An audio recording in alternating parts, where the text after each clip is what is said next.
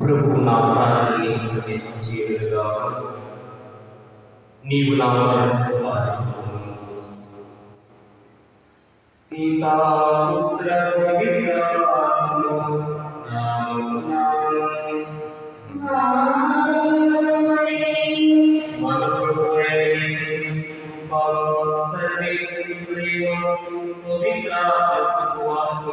మీ అందరితో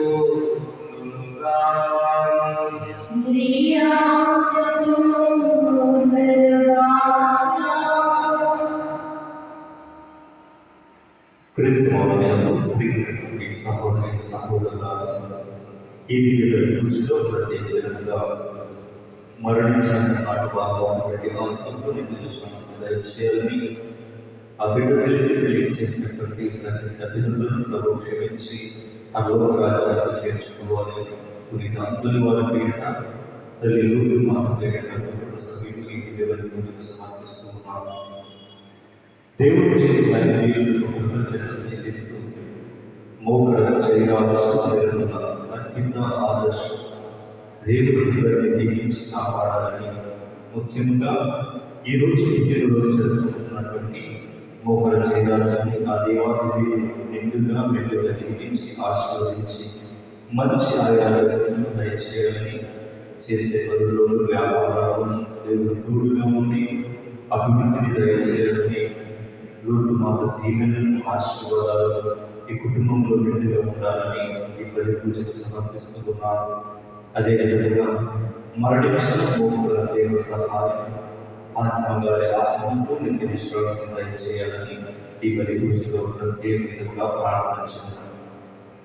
క్రీస్తు ప్రేమించండి సహోదరి సహోదరులారా, ఈరోజు శిష్యుత్వము మనం ధ్యానం చేస్తే దేవుని యొక్క రాకడ గురించి ఆ రాకడి వీరుతో మనకి తెలియజేస్తూ ఉన్నాయి. రెండు పట్టణాలు కూడా మొదటి పట్టణంలో చివరి వచనాలలో దేవుని వారిని పెట్టుకునకుండా ఆయన బోధనలను ఆనందించుకుంటూ ఉండేవారు.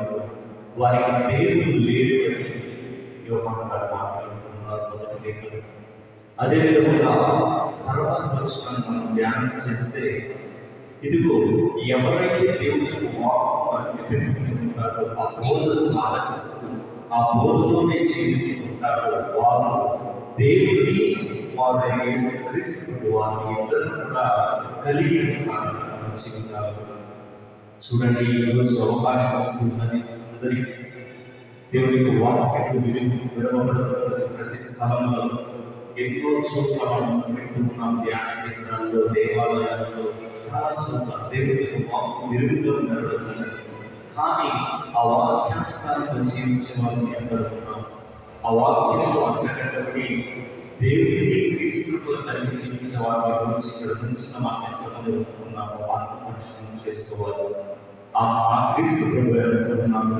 సువిశేషంలో ఇదిగో అంత్యకాలం ఏ విధంగా ఉంటుందంటే, క్రీస్తు యొక్క రాకడ, మనిషి కుమారుడు రాకడ, నోవాతులలో ప్రజలు తెలుసు, రావచ్చు, వివాహం ఆడచ్చు, తమ ఇష్టానుసారంగా జీవించుకుంటున్న ద్వారా జలప్రయమైన వారు ఆశిస్తున్నారు. దేవుని మర్చిపోవచ్చు. ఎక్కువ కూడా పరిస్థితున్నారు. లోతు యొక్క జీవితాన్ని కూడా ఉదాహరణగా ఇస్తున్నారు.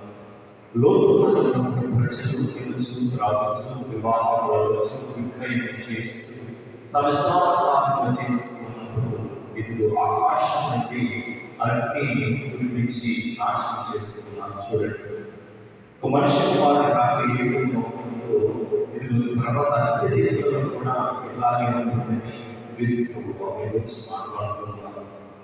దేవుని వాక్యం ఉండబడుతున్న చోట ఆ వాక్యానుసారంలో జీవించే మనం నిజముగా క్రీస్తులో అనుకరింపబడే ఉన్నామా?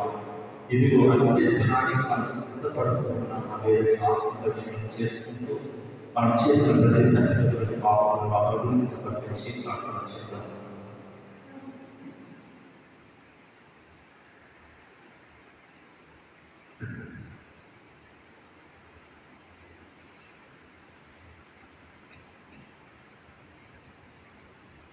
ప్రత్యేకంగా కూడా మన గురువుల కోసం, కన్యాస్త్రీల కోసం, తలాడలో విశ్వాసంతో ఆశీర్వదించమని ఎంతో మంది బిడ్డలు కూడా ప్రార్థించమని వారి కుటుంబంలోని శాంతి సమాధానం తెచ్చమని నేను ప్రార్థన కూడా ఈనాటి దిగుబడి పుస్తకాలు దీవించాలని పవిత్రమైన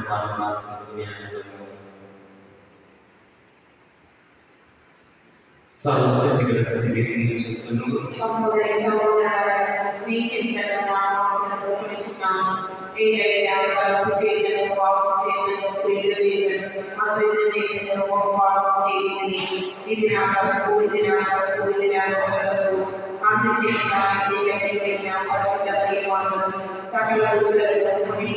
సహోదరి సహోదరులు మీరు మా కొరకు